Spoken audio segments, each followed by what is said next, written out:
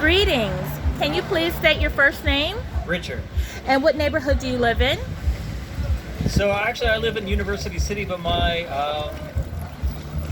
parents-in-law, they live a few blocks off of Lancaster here. And that would be considered sort of bottom, West Philly. What would you call it? What would I call it? I don't.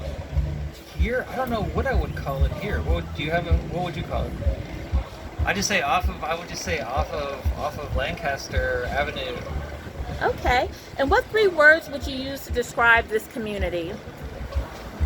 That is a good question. I don't know if I have 3 words for it. If you could pick up one word, what would it be?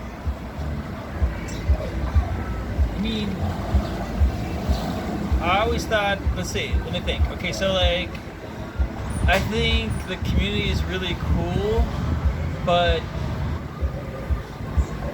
it's like West Philly's changing a lot, and I'm afraid that it's going to destroy the community. So I don't know if I can give you that soundbite. Well, yeah, but all you can give me is what you believe in your opinions and views, which is what I'm seeking. Okay. So in which way do you feel the change in the community may ultimately destroy it? Well, I feel like even though Philadelphia is a very left-oriented city, that the politicians here basically they support sort of like speculators and developers over the local community. That's I think there's a long history of that also in West Philadelphia, and also when I came to West Philly in '99. People say like West Philly is a bad place to be, and I thought that was cool because West Philadelphia was a really cool place to be, but that kept like outsiders out. But now it's on the map. People know that West Philadelphia is cool, and they're coming, and they really aren't interested in the history of the community. They're going to try to reshape the community the way they want it, and I think it's unfortunate. And do you have any historical facts or stories about this community that you would share or that you know of? Well, the historical fact would be autobiographical.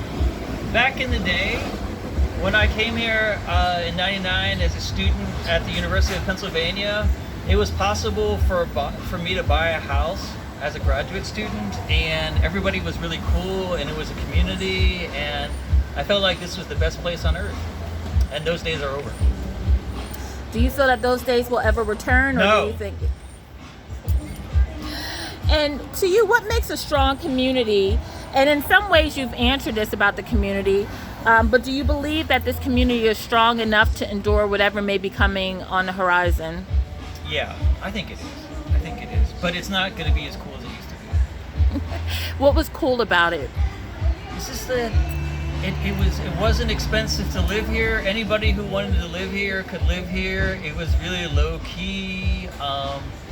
People sort of let other people do their thing. But as soon as you bring in a lot of money into the picture, then the new people who come in who've spent a lot of money, they feel like they have a right to sort of like manipulate the community the way they want it, which is different than how it used to be.